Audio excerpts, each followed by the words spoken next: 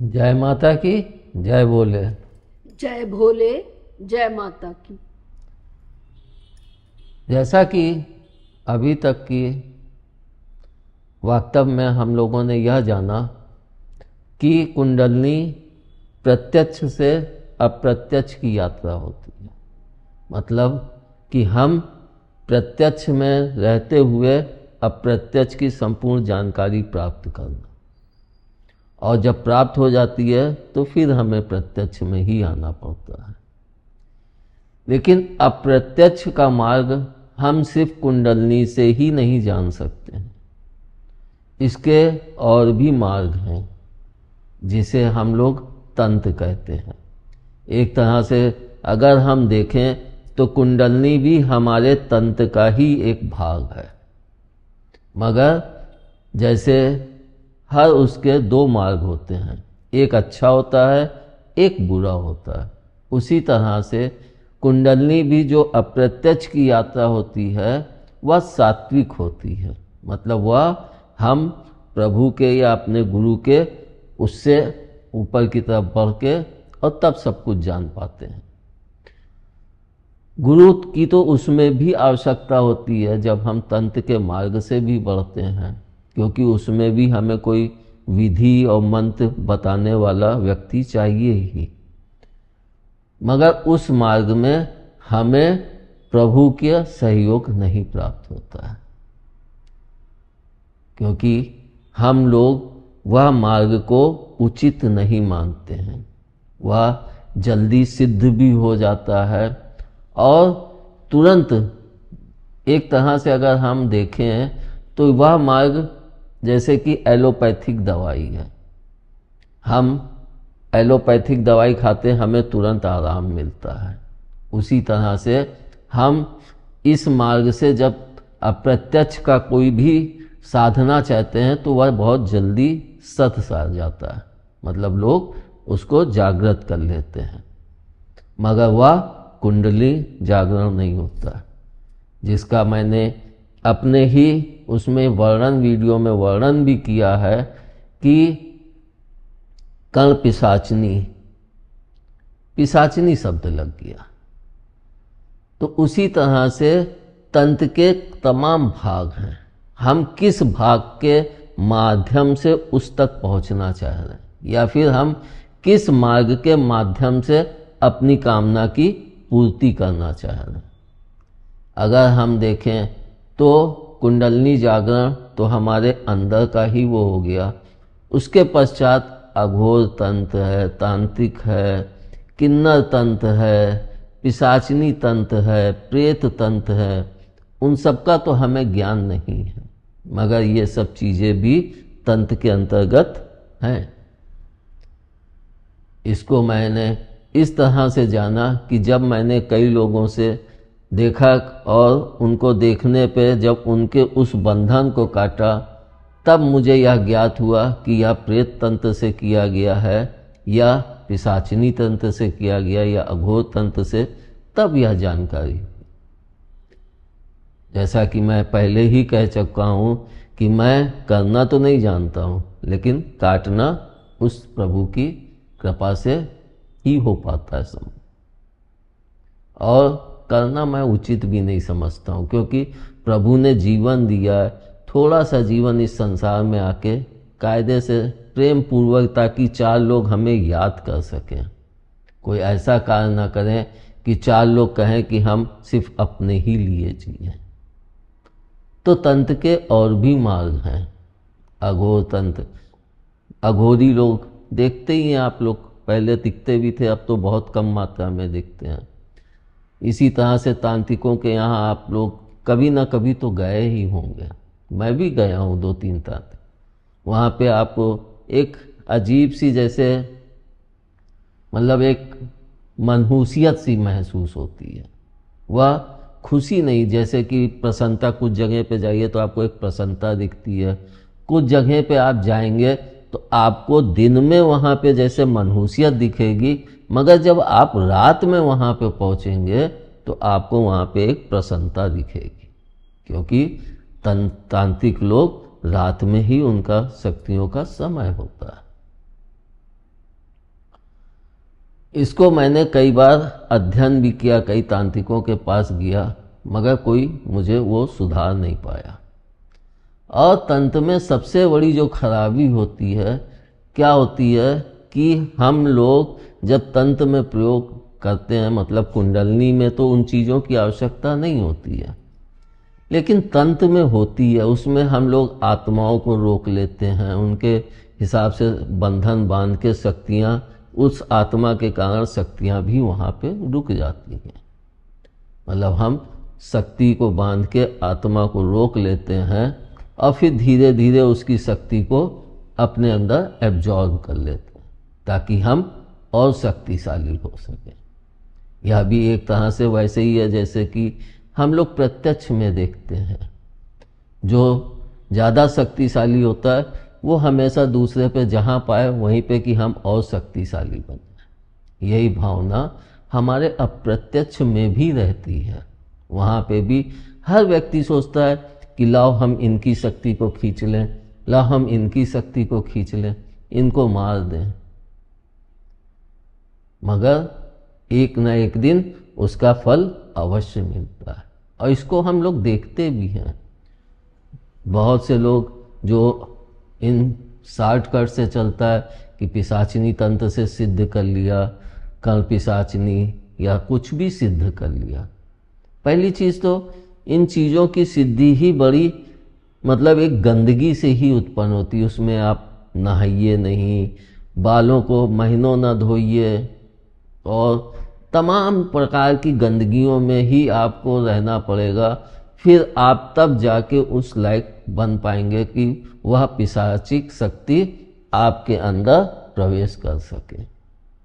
और जब वह प्रवेश कर लेती है तब उसके पश्चात आप वे कार्य करने लगते हैं जो उस पिशाचिनी के पास शक्तियाँ उपलब्ध हैं। तो आप सोचते हैं कि बहुत अच्छा है, इनके आने से मेरा नाम हो रहा है, मेरा पैसा कमाई हो रही, मेरी उन्नत हो रही, मगर आप ये नहीं सोचते हैं कि इसके आने से हमारे और क्या दुष्प्रभाव पड़ रहा है।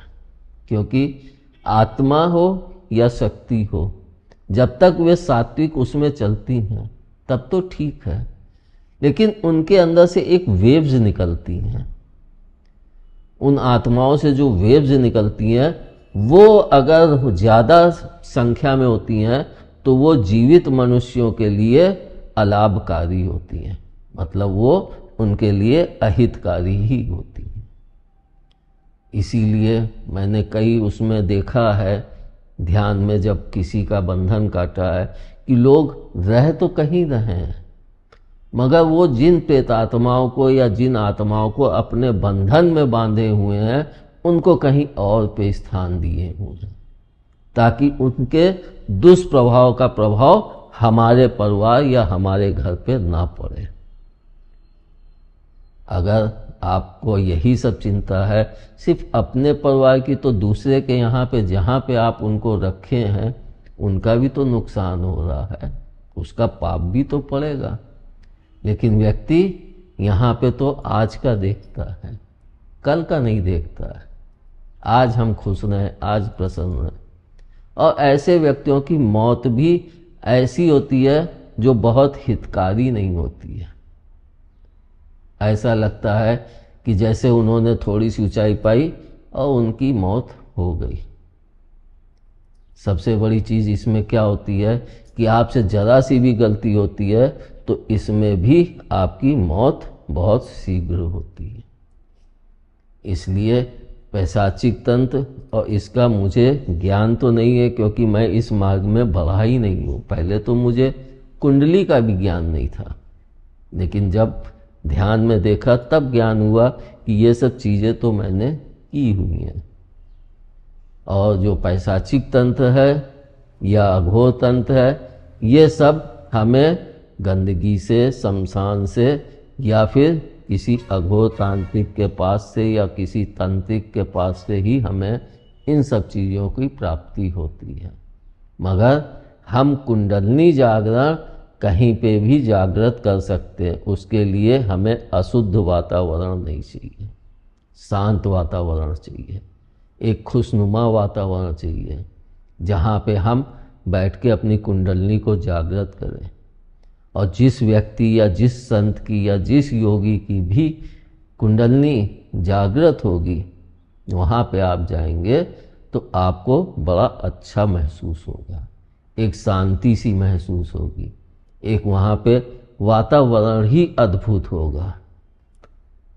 या आपको एक परिचय बता रहा हूँ कि जहाँ आपको तंत्र शक्ति की ज़्यादा प्रभुत्ता दिखेगी वहाँ पे मनहूसियत दिखेगी, और जहाँ पे सात्विक शक्तियों की प्रभुत्ता दिखेगी वहाँ पे आपको शांति और खुशहाली दिखेगी। आप किसी घर में जाइए, वहाँ देखिए जैसे मनहूसियत सी पसरी है, तो आप समझ जाइए कि यहाँ पे कुछ ना कुछ तो गड़बड़ है। लोग बहुत छुपाते हैं लेकिन करते सब वहीं घुस के हैं। मैंने तो यहाँ तक देखा है कि कई लोग कि मेरा शरीर में तुम प्रवेश करो, मेरे कार्यों को संपन्न करो, मैं अपना शरीर तुम्हें सौंपती हूँ या सौंपता हूँ। मतलब कि एक अपनी कामना की पूर्ति के लिए हम अपने शरीर को ही एक पिशाच आत्मा या एक प्रेत आत्मा को सौंप दें कि तुम जिस प्रकार से उसका प्रयोग करना चाहो उस प्रकार से करो। मतलब एक तरह से कि मैंने अपने अस्तित्व को ही मिटा दिया। प्रभु ने मुझे इस संसार में जन्म दिया किसी कार्य के लिए। कितने जन्मों के योग के पश्चात ही हमने यह मानव जीवन प्राप्त किया, और वह भी हम कहते हैं कि आओ मेरे इस शरीर पे वास करो, मैं यहाँ के कष्टों को नहीं सह पा रहा हूँ, मेरे को खुशहाली दो, मेरे को उन्नत दो। जिस शरीर को पाने के लिए हमने कितने जन्मों का मेहनत की और उस शरीर को प्राप्त किया, लेकिन प्राप्त करने के पश्चात हमने उसको पिशाच आत्मा या प्रेत आत्मा को सौंप दिया, तो यह तो अच्छा कार्य नहीं है। इसलिए कभी भी इन तंत्रों के ऊपर मत जाइए। लेकिन मैं यह जानता हूँ, मैंने इसको अपने ध्यान में अनुभव भी किया है कि कुंडलनी जागरण में तो शायद 1 या 2% लोग लगे हैं, लेकिन बाकी पैशाचिक तंत्र घर में ही जो बैठ के महीने 2 महीने में सिद्ध हो जाएं, उनको करने के लिए कितने लोग भरे पड़े हैं। कितने लोग इन क्रियाओं को घर पे बैठे कर रहे हैं या कुछ दिन के लिए कहीं चले गए वहाँ पे कर रहे हैं। छोटे छोटे बच्चों तक को उतार दिए। मैंने तो यहाँ तक देखा है कि जन्म से ही बच्चे क्या करते हैं, माँ बाप कि मेरा बच्चा इस मुहूर्त में हो तो उसके पास ये शक्तियाँ होंगी तो वह इस ऊंचाई तक पहुँचेगा, और ऑपरेशन के द्वारा बच्चे का जन्म करा देते हैं। तो यह भी तो हम उस प्राकृतिक के नियम के विरुद्ध ही तो जा रहे हैं। आखिर हम इंसान कितने लालच के कारण कितनी नीचता को प्राप्त हो रहे हैं कि प्राकृतिक के हर कार्य में हम लोग हस्तक्षेप करते हैं, और जब प्राकृतिक सजा देती है तो बाढ़ आ गई, ये हो गया, वो हो गया, क्यों फिर रोते हैं। हम ये भी देखें कि पैशाचिक तंत्र अगर हमने जागृत किया है तो हमको अपने आसपास हमेशा मनहूसियत ही रखनी पड़ेगी, तब वह हमारे पास स्थित रह पाए। मतलब वातावरण जैसे एक अजीब सा माहौल, एक मतलब वहाँ पे खुशहाली नहीं हो। तो इन मार्गों का तो मुझे जानकारी नहीं है, ना मैं इन मार्गों को जानता हूँ, लेकिन हाँ मैं इतना जानता हूँ कि इन मार्गों से आपका कभी भी भला नहीं हो सकता है। हमेशा कभी भी आपको कोई मिल गया तो आप सदैव अधोगति को ही प्राप्त होंगे, और यह क्षणिक खुशहाली के लिए ही होता है। इसका मैंने अनुभव भी किया था।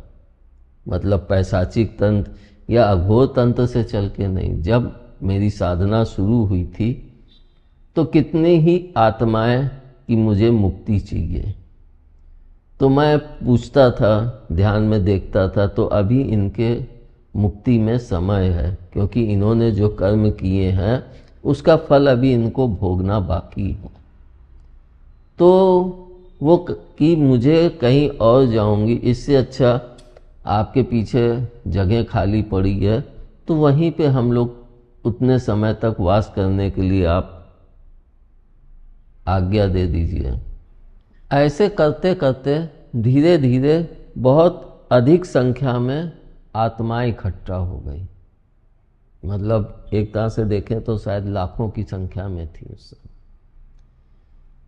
फिर मैंने देखा कि मेरे परिवार में कुछ दिक्कतें आ रही हैं, रहने में एक मनहूसियत सी, दिन में मनहूसियत, रात में खुशहाली, तो ये सब चीज़ें। फिर मैंने ध्यान में बैठ के कि आखिर ऐसा क्यों हो रहा है।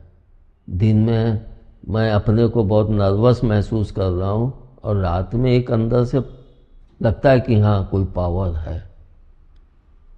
तब मैंने ध्यान में देखा, तब यही हुआ कि और इकट्ठी कर लो, आखिर उनसे भी तो किरणें निकल रही हैं, चाहे आत्मा हो या शक्ति हो या मानव हो या पशु पक्षी, कुछ भी हो, कोई भी जीव हो, सभी से किसी न किसी प्रकार की गंध या किरणें निकलती रहती हैं। इसको हम देख भी सकते हैं। जहाँ पे चूहे रहते हैं वहाँ पे एक अलग प्रकार की बदबू होती, और जहाँ पे कोई दूसरे जीव जंतु रहते हैं वहाँ पे एक अलग प्रकार की बदबू होती है। और जहाँ पे हवा और धूप दोनों ही पड़ती हैं वहाँ पे किसी प्रकार की बदबू या निगेटिविटी नहीं हो पाती है। तब मैंने ध्यान में देखा कि इतने लोगों को इकट्ठा किए हो तो इनकी किरणों का प्रभाव नहीं पड़ रहा है, इनको यहाँ से हटाओ। जब यह हुआ ध्यान में तो मैं एक अजीब सी दुविधा में पड़ गया कि मैंने तो इन लोगों से वादा किया था कि जब तक मुक्ति नहीं होती है तब तक यहाँ पे आप निवास कर सकते हैं। अब इस दुविधा का हल निकालने के लिए फिर मैं माता पिता की शरण में ध्यान के माध्यम से प्रश्न का उत्तर प्राप्त करने की कोशिश करने लगा। तब जब माता पिता ने बताया कि इस प्रकार से इनको तुम मुक्ति दे दो, लेकिन आगे कोई भी ऐसा कार्य मत करना, किसी को भी रोकने की चेष्टा मत करना। मैंने उस विधि के द्वारा उन सबको मुक्ति दी, और मुक्ति दिलवाने के पश्चात मैंने हाथ जोड़े कि आज से मैं किसी भी आत्मा से यह नहीं कहूँगा कि जब तक तुम्हारी मुक्ति का समय नहीं होता है तुम यहाँ पे निवास कर लो। वादा करना बहुत आसान होता है, लेकिन वादे को निभाना बहुत ही मुश्किल होता है। इसलिए जो भी वादा करें, सोते में या जागते में, बहुत से लोग इस तंत्र का प्रयोग सोते में भी करते हैं। आपको दिखाएंगे कि आप ऐसे ऐसे, आप हमको ये दे दिए या ये खा लीजिए, आप सपने में कर दिए, तो अप्रत्यक्ष में कर दिए, उनका काम हो गया। इसलिए हम सोते में भी होश में रखें अपने दिमाग को, और जागते में तो होश में रखना ही रखना है। और सबसे ज़्यादा इस मामले में स्त्रियां ही कमज़ोर होती हैं, क्योंकि वे दिल से सोचती हैं। इसीलिए आप स्वयं देखिए, इन चीज़ों से सबसे ज़्यादा ग्रसित स्त्रियां ही होती हैं। और जब स्त्री को इस मार्ग में कोई प्रवेश करा देता है तो सबसे तीव्र गति से वे ही दौड़ती हैं कि हम ये करके जल्दी से अपने को शक्तिशाली और मजबूत बना लें, उनसे ऊंचा दिखाएं। तो वो तमाम प्रकार के बहाने भी उसके लिए खोजने लगते। और हम इसमें यह भी देखें कि जो इस प्रकार के जागृत करते हैं तो उनके अंदर सबसे बड़ी जो कमी होती है वह कमी यह होती है कि वो बहुत जल्दी डरते हैं। एक तरह से आप उनके सामने जरा सा भी कुछ करेंगे तो वो बहुत जल्दी घबरा जाएंगे, डर जाएंगे। जब तक वो आपके ऊपर हावी होंगे तब तक उनको बड़ा प्रसन्नता, बड़ी खुशी मिलती है। लेकिन जिस दिन आपने उनके ऊपर कुछ किया उस दिन उनके अंदर एक भय व्याप्त हो जाता है, जो कि उस व्यक्ति के अंदर नहीं होता है जो सात्विक मार्ग में चल के और अपनी कुंडलनी को जागृत करता है। उसको थोड़ी देर के लिए हरेस कर सकते हैं लेकिन उसके ऊपर कोई फर्क नहीं आता है और वह फिर से अपनी उस क्रिया के द्वारा जो भी प्रभु के द्वारा उसे ज्ञात हुई है, अपने ज्ञान के द्वारा उसे ज्ञात हुई है, वह इस तंत्र का विनाश कर देता है। तब वह फिर से वैसे ही हो जाता है। इसलिए हाँ, मैं आपसे यही कहूँगा कि आप पैशाचिक तंत्र या इनमें आप कतई ना पड़िए। अगर आपको करना ही है, क्योंकि हम यह भी देखें इस संसार के अंदर प्रत्येक व्यक्ति खुशी चाहता है, धन चाहता है, सबके बीच में प्रेम से रहना चाहता है, मगर जब उसे कुछ कमियां दिखती हैं तभी वह कुछ कि मैं ऐसा प्राप्त कर लूँ, ये करूँ या वो करूँ, लेकिन उससे हासिल कुछ भी नहीं होता। थोड़े समय के लिए आपको लगेगा कि हमें हासिल हो गया, और जब इन्हीं से हमें दुख पहुंचने लगता है, कष्ट पहुंचने लगता है, तो हमें भी नहीं समझ में आता है कि अब मैं कहाँ जाऊं और क्या करूं। इसलिए गलत मार्ग पे कभी मत बढ़िए, और जो इसको कुंडलनी जागृत करनी है तो संसार में रहने के लिए हमें 2-4 चक्र जागृत करना है, और उसके लिए जो मैंने बताया आप जप कीजिए, ध्यान में बैठिए, अपनी कुंडलनी का जागरण कीजिए, रुकिए नहीं कि हमें यहाँ तक नहीं पहुँचना है, ये नहीं सोचिए, हमें करना है।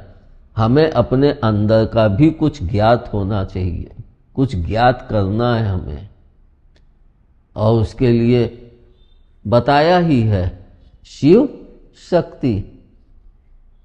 एक मंत्र लेके धीरे धीरे उच्चारण करें और पूरी निष्ठा के साथ 1 माला 2 माला। पहले तो मैं माला को भी महत्व नहीं देता था, क्योंकि मैं बगैर माला पकड़े ही सारी जप को किया हूँ, माला गिनने में दिक्कत होती। मगर धीरे धीरे अब मैं जान पाया कि कुछ लोग बिना माले के नहीं बढ़ सकते हैं, उनके लिए माला आवश्यक हो जाता है। उनको लगता है कि जैसे कुछ है ही नहीं, हम ऐसे ध्यान में बैठ गए तो उनको लगता है खालीपन। जब मैंने इसको महसूस किया कि कुछ बच्चों को यह खालीपन महसूस होता है, तो मैंने माला के लिए उनको जब आज्ञा दी कि तुम माला ले सकते हो, तो उनके अंदर एक प्रसन्नता सी, एक निखार सा आ गया कि जैसे उनकी बहुत बड़ी कमी दूर हो गई। तब मैंने जाना कि हर व्यक्ति के अंदर अलग अलग टर्म्स होते हैं। कोई माला लेके प्रसन्नता पूर्वक जप को कर सकता है, कोई बगैर माले के कर सकता है, और कोई भजन के द्वारा ही जप को कर सकता है। तो हर एक अपनी सुविधा के अनुसार ही जप को करते हैं। और भी बहुत से लाभ हैं, मगर उन सब का वर्णन करने में बहुत समय लगेगा और उससे कोई मतलब भी नहीं है। जो व्यक्ति इस मार्ग में बढ़ेगा वो स्वयं ही उन चीज़ों को जान जाएगा। इसलिए मैं इस पूरे कुंडलनी को इसी जगह पे समाप्त करता हूँ। धन्यवाद। जय माता की, जय भोले। जय भोले, जय माता।